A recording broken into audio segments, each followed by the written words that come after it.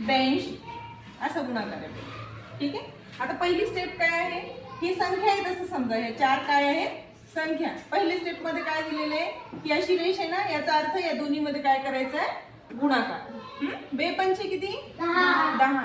मग 10 शिला इथं लिहायचं 0 आणि हातचा इथं खाली द्यायचा. आपण नॉर्मल गणित गुणाकारामध्ये काय करतो, हातचा वरती देतो, इथं तसं करायचं नाही, हातचा कुठे लिहायचा खाली. ठीक आहे. आता हा पहिली स्टेप झाली. आता काय आहे दुसरी स्टेप. याचा अर्थ काय आहे दुसरी स्टेपचा की याचा आणि याचा गुणाकार आणि याचा आणि याचा गुणाकार आणि आलेल्या उत्तराची काय करायची नंतर आपण बेरीज.